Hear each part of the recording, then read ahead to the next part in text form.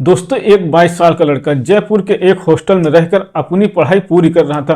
वो पिछले 7-8 महीनों से अपने घर नहीं गया हुआ था। इसीलिए एक बार जब उसके कॉलेज में 2-3 दिनों की छुट्टी होती है तो वो अपने घर आ जाता है और अपने घर आने के बाद अपनी माँ के पास बैठकर बातचीत करने लगता है।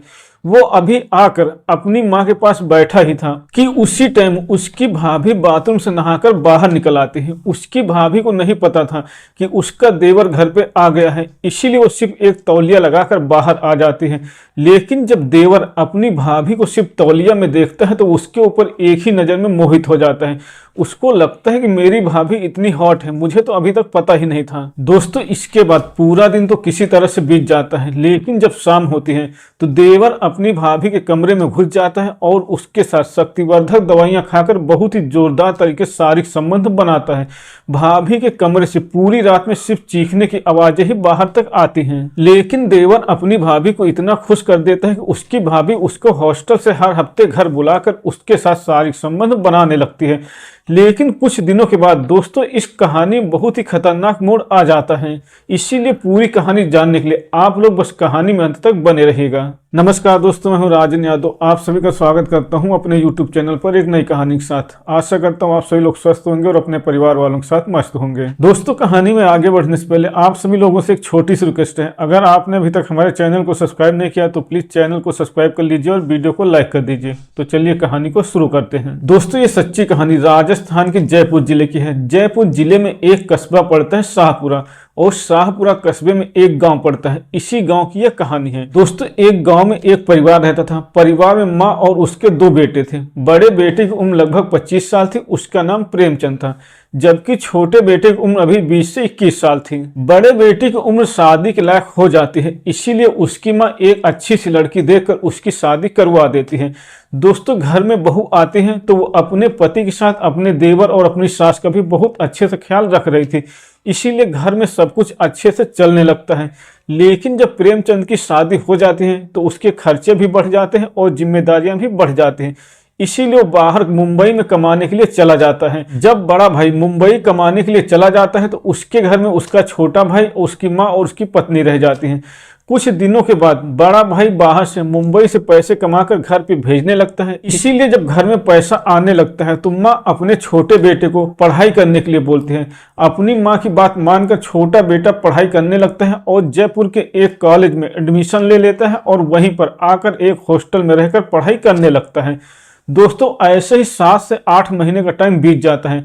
न प्रेमचंद अपने घर आया था और न ही उसका छोटा भाई अपने घर आया था। 7-8 महीने बाद सन 2024 में फरवरी का महीना आ जाता है। इसीलिए छोटे बेटे के कॉलेज में 2-3 दिनों की छुट्टी होती है, तो वो सोचता है क्यों ना मैं इन 2-3 दिनों में अपने घर घूमकर आ जाऊं। यही सोचकर वो अपने घर आ जाता है और घर आने के बाद अपनी माँ से मिलता है, उसके पास बैठकर बातचीत करने लगता है। लेकिन उसी समय उसकी भाभी बाथरूम में नहा रही थी। उसको इस बात का बिल्कुल भी पता नहीं था कि उसका देवर उसके घर में आ गया है, इसीलिए वो सिर्फ बाथरूम से एक तौलिया लगाकर बाहर आ जाती है। जब देवर अपनी भाभी को सिर्फ तौलिए में देखता है तो उसके ऊपर एक ही नज़र में दीवाना हो जाता है। वो अपनी भाभी के गोरे बदन को देखकर उसके ऊपर से नजरें हटा ही नहीं पा रहा था। दोस्तों, देवर अपने मन में सोचने लगता है कि मेरी भाभी इतनी हॉट है, मुझे तो पता ही नहीं था। लेकिन जब भाभी की नज़र देवर के ऊपर पड़ती है तो वो शर्मा जाती है और अपने कमरे में चली जाती है। दोस्तों, इसके बाद देवर बाहर गांव में अपने दोस्तों से मिलने चला जाता है, वहां पे घूमने चला जाता है। लेकिन जब गांव में जाता है, अपने दोस्तों से मिलता है, तो उसको पता चलता है कि आज 14 फरवरी है, वैलेंटाइन डे है और सभी दोस्त अपनी अपनी गर्लफ्रेंड के साथ घूमने जा रहे हैं। इसीलिए वो चुपचाप वापस अपने घर में आ जाता है और छत पर उदास होकर बैठ जाता है। तभी उसकी भाभी छत पे आती है उसको खाना खाने के लिए बुलाने के लिए। लेकिन वो देखती है कि उसका देवर बिल्कुल उदास बैठा हुआ है, इसीलिए वो अपने देवर से उसकी उदासी के कारण पूछती है। तो देवर अपनी भाभी को बताता है कि भाभी, आज वैलेंटाइन डे है और सभी मेरे दोस्त अपनी अपनी गर्लफ्रेंड के साथ घूमने जा रहे हैं, वैलेंटाइन डे मना रहे हैं, लेकिन मेरी तो कोई गर्लफ्रेंड ही नहीं, इसीलिए मैं यहाँ पर बैठा हुआ हूँ। अपने देवर की बात सुनने के बाद भाभी बोलती है कि कोई गर्लफ्रेंड नहीं है तो क्या हुआ, मैं तो हूँ। अपनी भाभी की इतनी बात सुनकर देवर बहुत खुश हो जाता है और अपनी भाभी के साथ नीचे आ जाता है खाना खाने के लिए।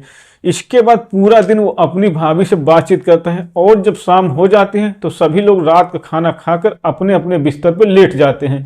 देवर भी अपने बिस्तर पर लेट जाता है, लेकिन उसको नींद नहीं आ रही थी। उसकी आंखों के सामने से उसकी भाभी का चेहरा हट ही नहीं रहा। इसीलिए काफी देर तक करवटें बदलने के बाद और बहुत सोचने के बाद देवर हिम्मत करके अपने बिस्तर से उठता है और अपनी भाभी के कमरे में आकर उसके बेड पर बैठ जाता है। जैसे ही भाभी के बेड पर देवर बैठता है उसकी नींद खुल जाती है। इसीलिए वो अपने देवर से पूछते हैं, तुम इतनी रात को मेरे कमरे में क्या करने के लिए आए हो? देवर अपनी भाभी से बोलता है कि मुझे नींद नहीं आ रही, जब से सुबह तुमको तौलिए में देखा मेरी आंखों के सामने से तुम्हारा चेहरा हट ही नहीं रहा। दोस्तों, अपने देवर की बात सुनकर भाभी बोलती कि अकेलापन तो पिछले कई दिनों से मैं भी महसूस कर रही हूँ और जब से तुमको देखा है मेरा भी मन कर रहा है। इसके बाद दोनों एक दूसरे के लिपट जाते हैं और लिपटने के बाद वहीं एक ही बिस्तर पर लेट जाते हैं। लेटने के बाद दोनों थोड़ी देर तक बातचीत करते हैं और बातचीत करते करते एक दूसरे के साथ अश्लील हरकतें करने लगते हैं। थोड़ी देर तक अश्लील हरकतें करने के बाद देवर और भाभी दोनों वैलेंटाइन डे मनाने लगते हैं, दोनों शारीरिक संबंध बनाने लगते हैं। लेकिन दोस्तों, देवर पहली बार अपनी भाभी के साथ शारीरिक संबंध बनाने वाला था, इसीलिए उसने कुछ शक्तिवर्धक दवाएं खा ली थी और उन दवाओं के नशे में अपनी भाभी के साथ इतना जोरदार और दर्दनाक तरीके से शारीरिक संबंध बनाता है कि इतना दर्द तो उसकी भाभी को अपनी सुहागरात में भी नहीं हुआ। इसीलिए जब उससे बर्दाश्त नहीं होता तो वो अपने देवर का विरोध करने लगती है, उसको मना करने लगते हैं। लेकिन देवर दवाओं के नशे में उसकी एक भी बात नहीं सुनता और उसके साथ लगातार पूरी रात शारीरिक संबंध बनाता रहता। दोस्तों, जब सुबह होती है तो भाभी अपने बिस्तर से उठ नहीं पा रही थी, उसको बुखार आ जाता है क्योंकि रात में उसके देवर ने उसके साथ इतना ज्यादा शारीरिक संबंध बनाया था। लेकिन कहीं न कहीं कई महीनों बाद अपने देवर के साथ शारीरिक संबंध बनाकर उसको भी बहुत अच्छा लग रहा था। इसीलिए देवर जितने दिन तक घर में रुकता है वो रोज अपने देवर के साथ शारीरिक संबंध बनाती रहती और जब देवर हॉस्टल में चला जाता है तो उसको हर हफ्ते फोन करके घर में बुलाती और उसके साथ शारीरिक संबंध बनाती थी। देवर और भाभी का शारीरिक संबंध बनाने का यह सिलसिला लगभग 6 महीने तक ऐसे ही चलता रहता है।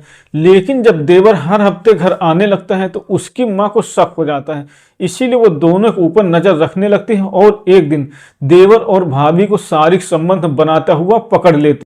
इसीलिए माँ अपने छोटे बेटे को बहुत समझाती है कि अपने ही घर में अपने ही भाई की पत्नी के साथ ये सब करना अच्छी बात नहीं। इसीलिए अपनी माँ की बात समझकर छोटा बेटा फिर से हॉस्टल में पढ़ाई करने के लिए चला जाता है और अपनी भाभी के बुलाने के बावजूद भी वापस नहीं आता है।